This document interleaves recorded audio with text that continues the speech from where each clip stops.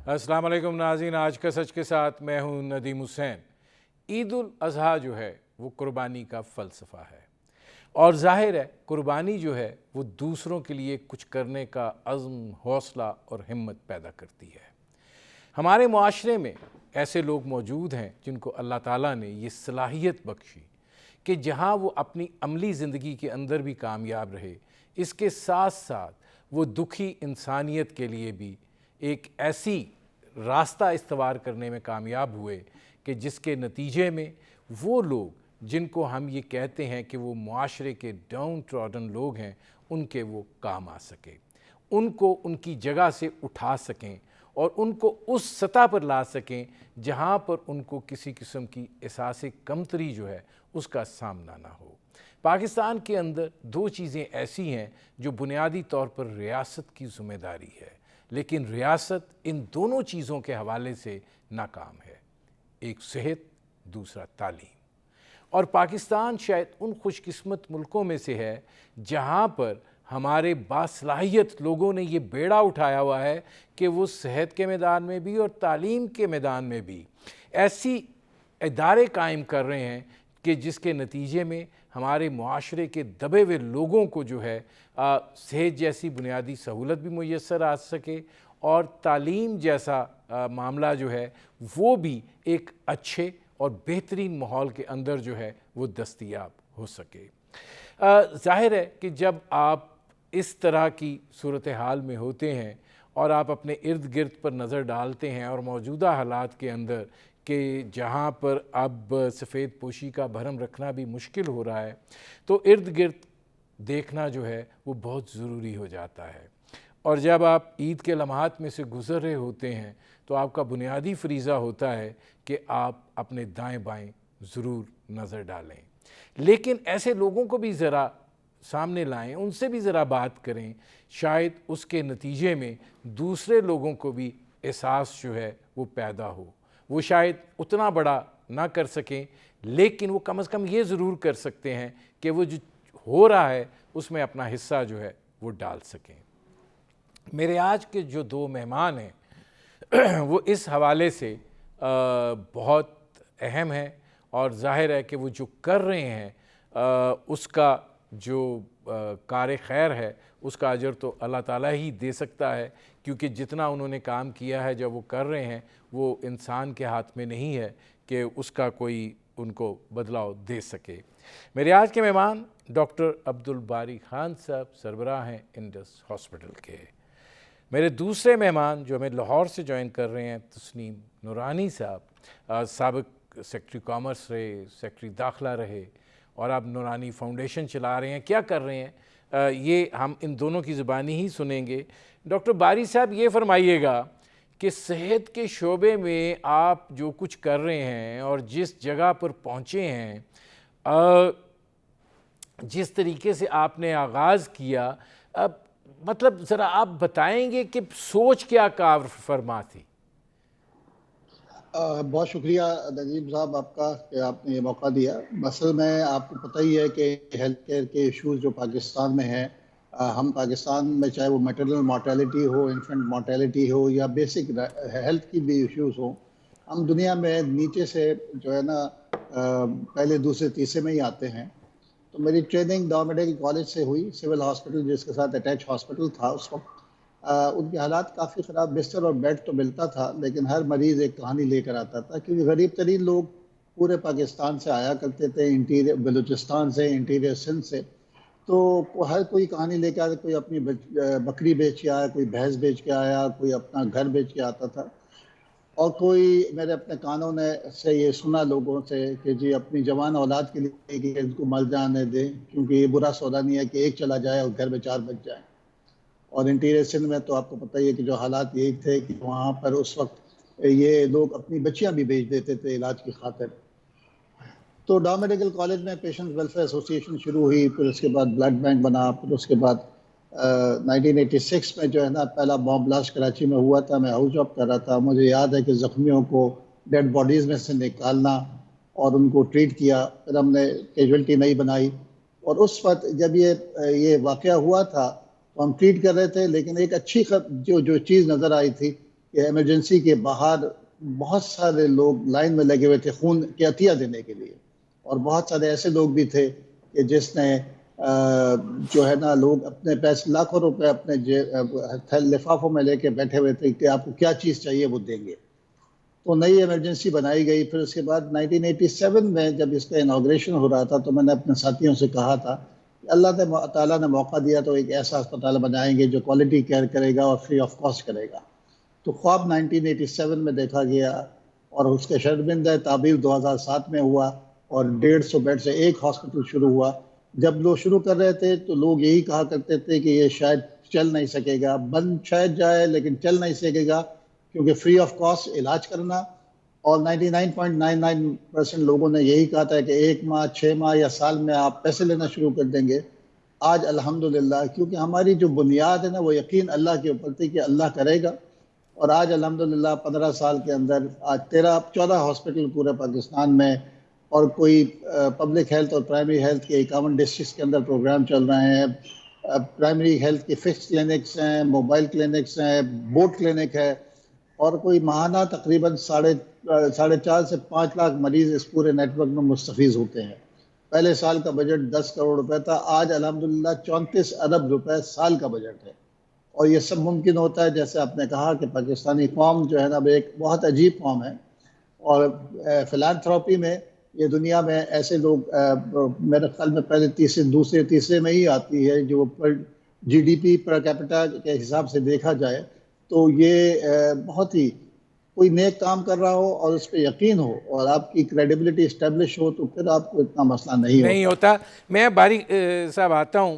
اب تسنیم نورانی صاحب یہ فرمائیے گا کہ آپ، میرا مطلب ہے بیوروکریٹ تھے، سیکٹری کامرس رہے، سیکٹری داخلہ رہے، اس وقت سے آپ کو جانتے ہیں، ایک ارسٹوکریٹک اپروچ ہوتی ہے. یہ خیال کہاں سے آیا کہ یہ آپ کار خیر کے لیے نکلیں گے اور ایک ایسے منصوبے کی طرف جائیں گے جو تعلیم کے شعبے کے اندر ایک کوالٹی ایجوکیشن جو ہے وہ مہیا بھی کرے اور فری آف کاسٹ کرے؟ یہ ایسے ہے کہ میں ریٹائرمنٹ کے بعد ہمارا ایک اولڈ بوائز ٹرسٹ تھا جو کہ پی ایف اسکول سرگودا کے اسٹوڈنٹس تھے. تو ان کا مقصد یہ تھا کہ جیسے ہمارا ایک اسکول تھا بڑا اچھا بورڈنگ اسکول، تو اسی قسم کا بورڈنگ اسکول ہر صوبے میں ایک دفعہ بنایا جائے. تو مجھے میں چیئرمین بنا دیا انہوں نے، سارے ہمارے ایئر مارشلز اور جو ریٹائرڈ جو ہمارے تھے اسکول کے، اور میں نے پھر بڑی اپنی طرف سے کنٹریبیوشن کی، اور ہم نے جو اس سے پہلے ایک ٹنڈوالہ یار میں ایک اسکول بن چکا تھا اس کو میں نے پھر ہم نے کو 10 سال چلایا. اس کے بعد پھر ایسا ہوا کہ وہ تھا 50 ایکڑ پہ اور اسٹیٹ آف دی آرٹ تھا. اس اسکول کو اس وقت بنانے کے لیے کم از کم 150-200 کروڑ کی ضرورت ہے. اس کے بعد ایک واقعہ یہ ہوا کہ میرا ایک ملازم تھا جس کے بچے کو ہم نے پڑھانا شروع کیا دیہات سے بلا کے. اس کو ہم نے بورڈنگ اسکول میں ڈالا یہاں لاہور کے قریب، پھر اس کے بعد اسی ہم نے ٹنڈوالہ یار کے بورڈنگ اسکول میں ڈالا، اور اب وہ ایف اے کر کے جب نکلا تو ایف سی کالج میں اس نے ایڈمیشن میرٹ پہ لے لیا اور اسکالرشپ مل گئی. اور اس کو دیکھا دیکھی اس کے بھائی اور اس کے کزنز اور ان ساروں نے مجھ سے پریشر ڈالنا شروع کیا جی کہ یہ تو بچہ بہت مختلف بن گیا ہے اور اس کی شخصیت ایک دم کانفیڈنٹ ہو گئی ہے اور یہ زندگی میں آگے جائے گا، تو آپ ہمارا بھی کچھ بندوبست کریں. اب مسئلہ یہ تھا کہ جو اسکول ہم نے وہاں ٹنڈوالہ یار میں بنایا تھا، اور وہ اس کو ریپلیس کرنے کے لیے یا اس کو بنانے کے لیے 200 کروڑ کی ضرورت ہے. ایک طرف وہ تھا اور ایک طرف دوسری طرف مدرسے ہیں جو کہ بہت بورڈنگ کی تعلیم دے رہے ہیں بچوں کو، اور لوگ جو ہیں وہ بچے غریب لوگ جو اپنے بچے وہاں بھیجتے ہیں کیونکہ ان کو روٹی ملتی ہے، ان کو کپڑا ملتا ہے.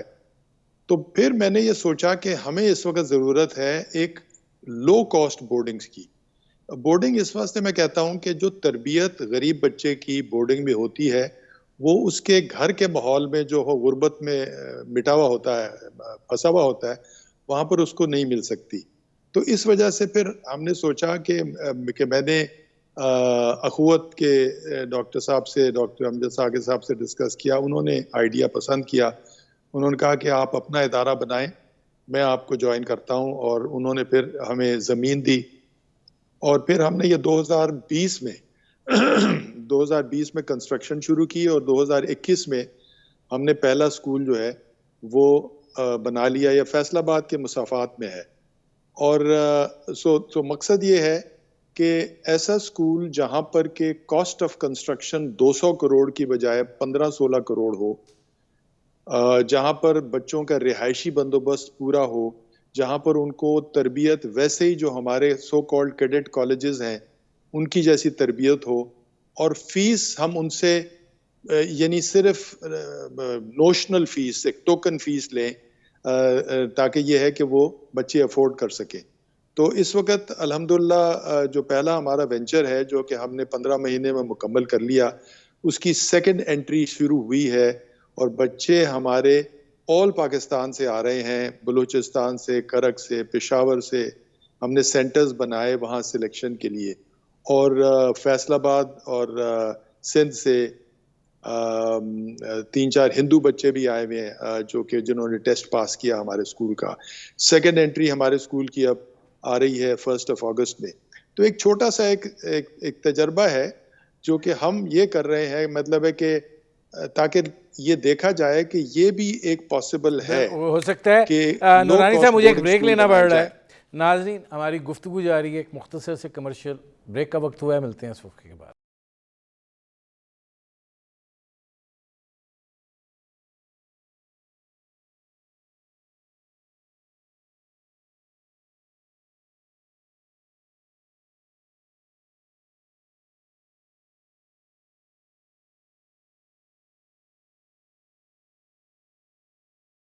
Welcome back. اچھا ڈاکٹر باری صاحب یہ فرمائیے گا کہ جس سفر پر آپ ہیں اس سفر میں بہت ساری مشکلات بھی آتی ہیں.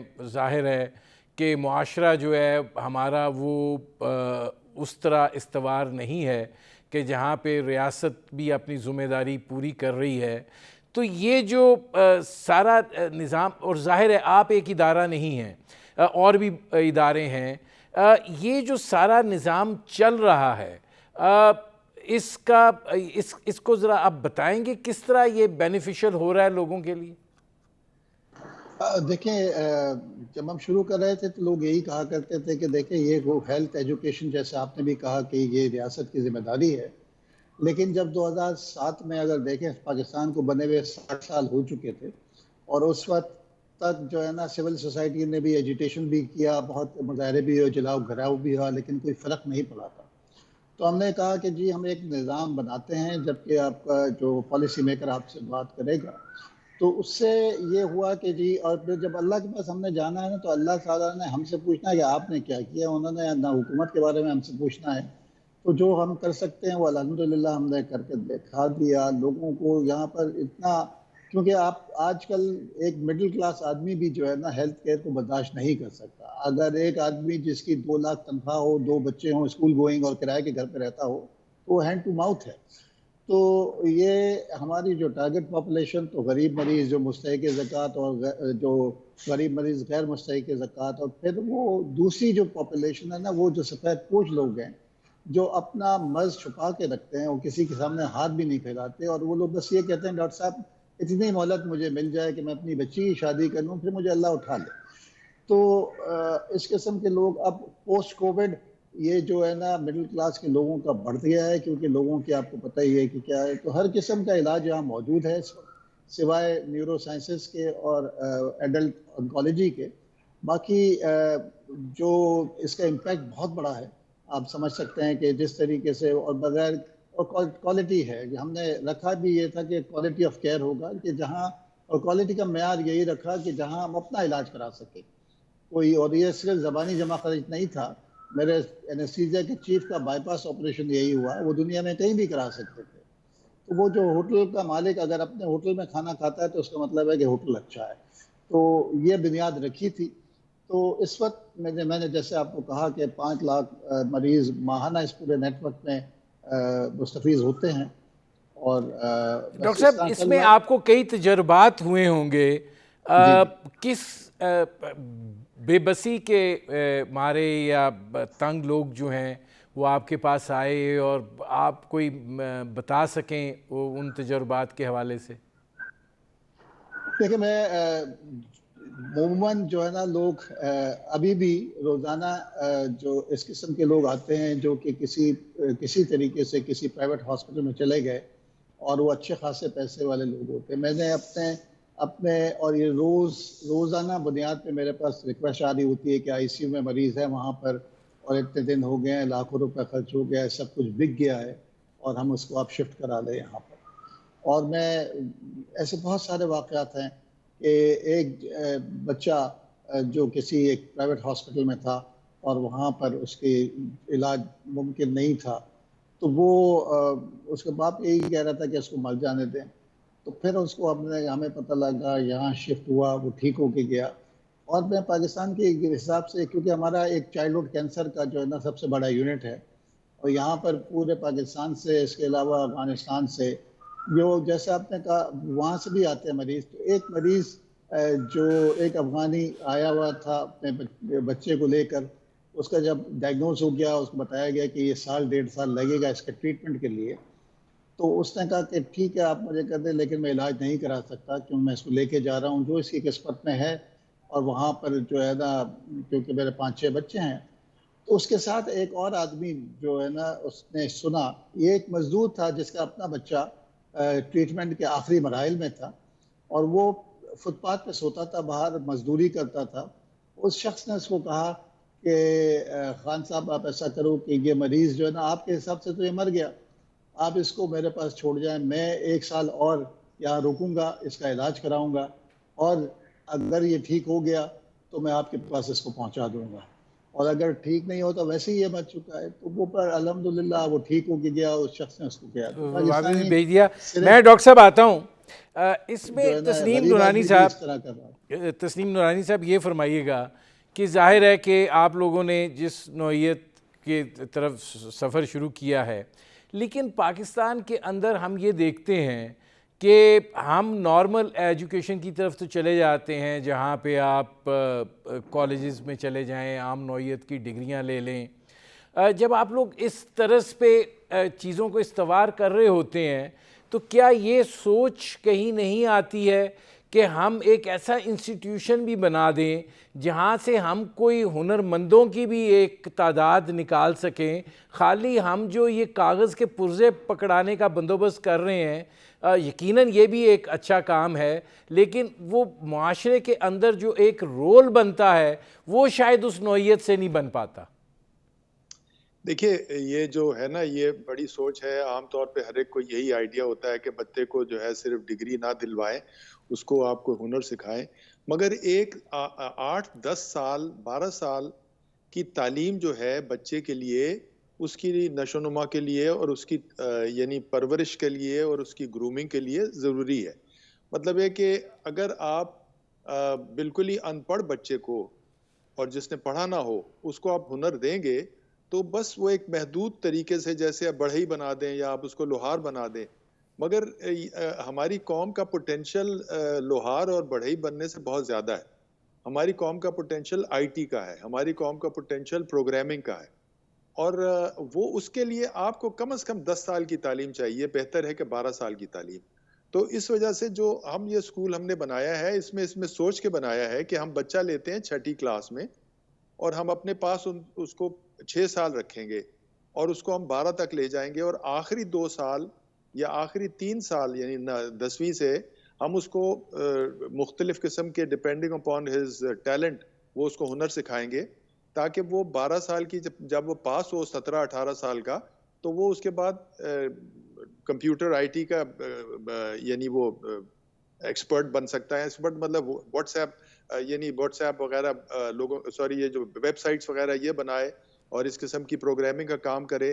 اس کے علاوہ جو ایسے لوگ ہیں جو کسی اور ہنر میں جانا چاہتے ہیں وہ بھی ہم آخری 2 سال ان سے کروائیں گے. تو وہ ہمارے ذہن میں ہے, مگر صرف وہ جو ہے اگر آپ کسی ان پڑھ بچے کو کریں گے تو وہ اس کا وہ فائدہ نہیں ہوگا جو کہ یعنی ہر ایک بچے کا حق ہے ایک بیسک تعلیم دینا. اور یہ جو ہمارا ماڈل ہے اس میں امپورٹنٹ چیز یہ ہے کہ چونکہ ہم اس کو بورڈنگ میں رکھتے ہیں تو اس کو مذہب، اس کو تربیت، اس کو اصول، اس کو انسانیت، اس کو acceptance of other religions, other sects, وہ ساری چیزیں جو ہیں وہ ہم اس کو 6 سال میں بچے کو سکھاتے اور ہم اس کو گروم کرتے ہیں. سو دیئرفور تعلیم اور تربیت، صرف تعلیم جو ہے وہ جو آپ درست کہہ رہے ہیں کہ لوگ ڈگری لے لیتے ہیں اور ایف اے کر لیتے ہیں اور بی اے کر لیتے ہیں، مگر ہمارے ملک میں مسئلہ جو اس وقت آپ فیس کر رہے ہیں وہ گرومنگ کا ہے، اور ہم سمجھتے ہیں کہ اس کی جو ہے بہت ضرورت ہے، اور اس ضرورت کو ہم اپنا ایک چھوٹا سا کنٹریبیوشن کر رہے ہیں. ڈاکٹر صاحب کا تو بہت ہی ماشاءاللہ ایک ایگزمپلری کیس ہے، اور انہوں نے جس اسکیل پہ لے گیا ہے کیس کو، وہ تو اللہ ان کو اجر دے گا. ہمارا یہ ہے کہ ہم نے یہ بنایا ہے اور ہمیں امید ہے کہ اس ماڈل کو لوگ فالو کریں گے، کاپی کریں گے، جن کی ہم ان کو مدد کرنے کے لیے تیار ہیں، اور تاکہ یہ ہر تحصیل میں اس قسم کا اسکول ہو اور یونین کاؤنسل میں اس قسم کا اسکول ہو، اور جو اچھی کوالٹی کے بچے، ویل گرومڈ بچے جو ہے وہ کنٹریبیوٹ آ سکیں. ناظرین، ہماری گفتگو جاری ہے، ایک مختصر سے کمرشل بریک کا وقت ہوا ہے، ملتے ہیں اس وقفے کے بعد.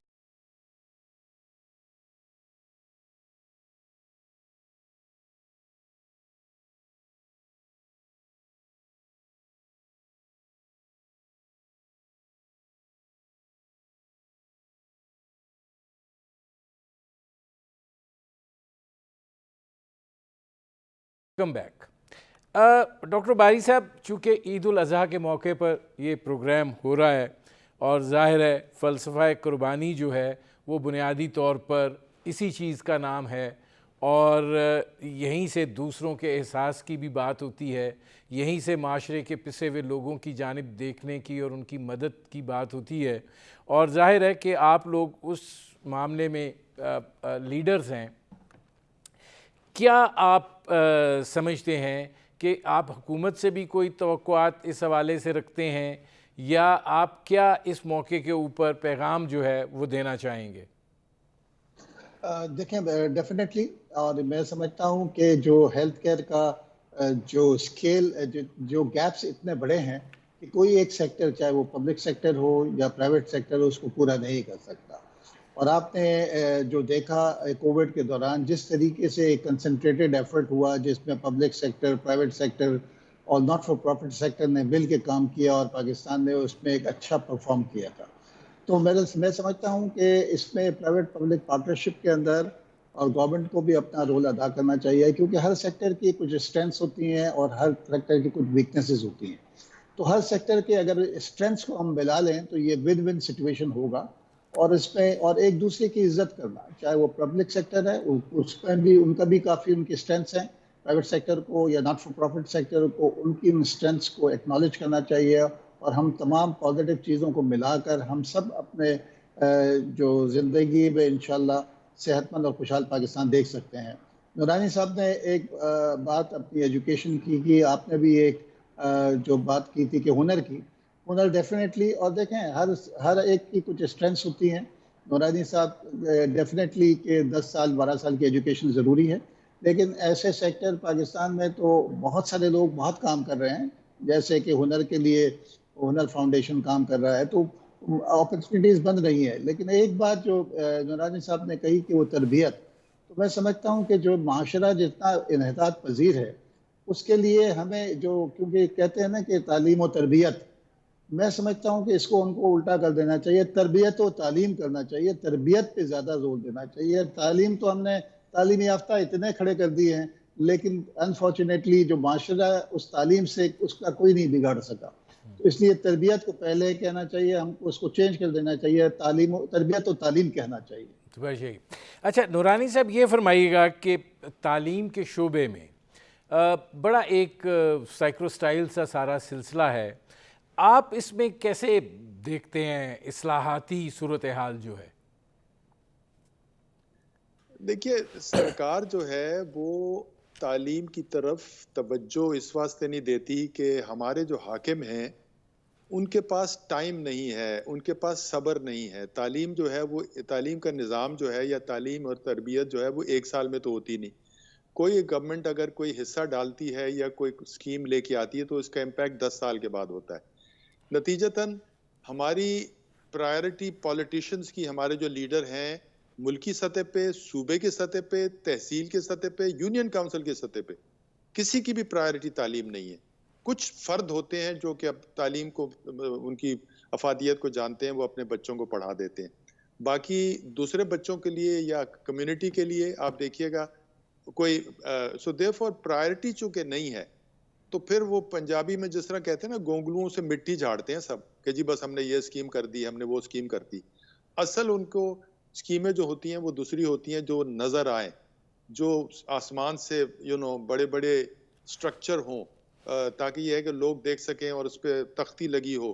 تو وہ اس ماحول میں انفارچونیٹلی تعلیم جو ہے اس پہ پیسہ تو بہت خرچ ہو رہا ہے، مگر اس پہ وہ رزلٹ نہیں مل رہا ہے. اور اس کی دوسری وجہ یہ ہے کہ ہمارے پاس جو یہ 10 لاکھ 8 لاکھ 12 لاکھ ٹیچر جو سرکاری تنخواہ لیتے ہیں، ان کو ہماری گورنمنٹ موٹیویٹ نہیں کر سکی کام کرانے کے لیے، جو بلک آف دی فورس ہے جس پہ کہ ملک کا سب سے زیادہ پیسہ لگ رہا ہے. نتیجہ یہ ہے کہ کاغذوں پہ جو اسکول ہیں بھی، وہ بھی کوئی تعلیم ڈیلیور نہیں کر رہے، وہ بھی ٹائم ضائع کر رہے ہیں، پیسہ ضائع کر رہے ہیں. میں آتا ہوں نورانی صاحب. اچھا، اس میں ڈاکٹر باری صاحب یہ فرمائیے گا کہ آپ لوگ چونکہ فلاحی کام ہے، بڑے پیمانے پر کر رہے ہیں، اور آپ کے ہاں ایک سسٹمیٹک طریقہ کار ہوتا ہے. پاکستان میں سرکاری ہسپتال بھی موجود ہیں، وہاں پہ دوائیاں بھی فری دینے کا عمل ہوتا ہے، اور ظاہر ہے کہ کچھ چیزیں جو ہیں وہ وہاں پر ہوتی ہیں کہ عوام الناس جو ہے ان کے لیے سہولت ہو. لیکن معیار جو ہے وہ آپ کے اور ان کے میں بڑا زمین آسمان کا فرق ہوتا ہے. پرائیویٹ ہسپتالوں کو تو نکال دیجئے، وہ تو اب 5 اسٹار ہوٹلز بن گئے ہوئے ہیں جہاں پہ عمرہ جا کے اپنا علاج بھی کرائیں اور پرتعیش طریقے سے رہائش بھی اختیار کر سکیں. وہ تو ایسے لگتا ہے کہ عید الاضحیٰ کے دنوں کے قصاب ہیں جو سال کے 12 مہینے اسی طرز پہ چلتے ہیں. یہ اس میں اصلاحاتی عمل کے حوالے سے اگر میں آپ سے اب کے تجربے کی بنیاد پر رائے مانگوں تو آپ کیا کہیں گے؟ دیکھیں، اس میں سب سے پہلے جو ہے نا، جو پرائرٹی سیٹ کرنی ہوگی، کیونکہ ہمارا اگر ہیلتھ اور ایجوکیشن ہماری پرائرٹی نہیں ہے اگر ریاست کی، تو ہم کبھی بھی اس کو اچیو نہیں کر سکیں گے. اور اس کے لیے آپ کو ہیلتھ کے بجٹ کو اور ایجوکیشن کے بجٹ کو بڑھانا پڑے گا. دیکھیے 1.2% آف دا GDP اگر آپ ہیلتھ میں دے رہے ہیں، اور جس میں سے 90% سیلری میں چلا جاتا ہے، اور پھر 10% جو رہ جاتا ہے اس میں سے بھی کرپشن اتنی ہوتی ہے، تو آپ نہیں کر سکتے اس کو. اور جب تک آپ کسی کو اس کی محنتانہ جو ہے نا، اس کی جو سیلری جو ہے نا، اس کی اتنا نہیں دیں گے کہ وہ اپنا گھر چلا سکے، تو اس کو پھر ڈیفینیٹلی باہر ادھر ادھر سوچتا ہے کہ مجھے پرائیویٹ پریکٹس بھی کرنی ہے، تو وہ اس جگہ کے اوپر نہیں کر رہا ہوتا. تو یہ جب تک آپ ہیلتھ اور ایجوکیشن کا بجٹ نہیں بڑھائیں گے، اور جیسے نورانی صاحب نے کہا کہ اس کے لیے ویژنری ہونا پڑتا ہے. آپ کو پرائمری ہیلتھ کیئر کے بھی جو ریزلٹس آتے ہیں نا، وہ سالوں میں آتے ہیں. دیکھیں، آپٹکس کو ہٹا کے دیکھیں، اگر میں سمجھوں کوئی آدمی جس کا ویژن ہونا، وہ سوچے کہ ابھی ہم نے کوئی جو ہے نا ڈیولپمنٹل کام نہیں کرنا ہے، میں نے اس ملک کی آبادی لوگوں کو صاف پانی دینا ہے. 60% 70% آپ کی جو بیماریاں ہیں نا، وہ واٹر بورن ہیں. اگر میں صرف صاف پانی دے تو 60% تو وہیں سیٹل ہو جائے گا. تو آپ کی پرائرٹی کو سیٹ کرنا، رائٹ پرائرٹی کو آگے لے کے آنا ہوگا. اور ہیلتھ بجٹ کو آپ جب تک نہیں بڑھائیں گے، ہم یہ اچیو نہیں کر سکتے. نورانی صاحب، آپ کیا اپنے جیسے دوستوں کو اس اصلاحاتی عمل کے حوالے سے، دیکھیں سرکاری اسکولوں کی بھی آپ نے بات کی، پرائیویٹ اسکول جو ہیں وہ بھی اب پھر میں کہوں گا وہ بھی قصاب ہی بن گئے ہیں عید الاضحیٰ کے، کہ جدھر مرضی چھری چلا دو، لیکن تعلیم کا معیار کیا ہے اس جانب کوئی نہیں دیکھ رہا ہے. تو یہ کیسے تبدیلی آ سکتی ہے؟ کیا آپ اس میں سجیسٹ کریں گے؟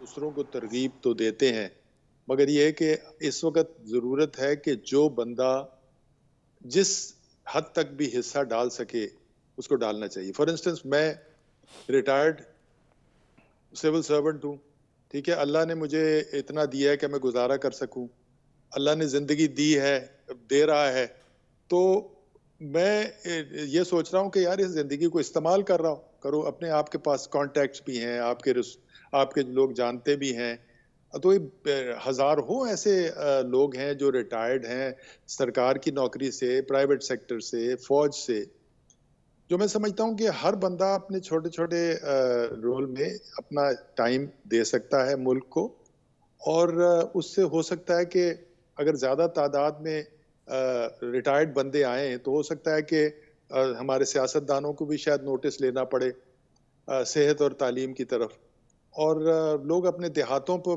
بلانگ کرتے ہیں، کچھ کرتے ہیں، تو ہر بندہ میں سمجھتا ہوں کہ اس کو کرنا چاہیے۔ وہ سرکار کی اصلاحات کی تو کتابیں بھری پڑی ہیں کہ سرکار کیا کر سکتی ہے اور سیاستدان کیا کر سکتے ہیں، مگر وہ تو جب ہوگا تب ہوگا۔ تب ہوگا۔ اب تو یہ ہے میرے کہ پروگرام کا وقت ختم ہو رہا ہے۔ بہت شکریہ ڈاکٹر باری صاحب، بہت شکریہ تسنیم نورانی صاحب۔ ناظرین، آپ نے ہمارے پینل کے شرکاء کی گفتگو سنی، اب تک کے لیے اتنا ہی، اجازت دیجیے، اللہ حافظ۔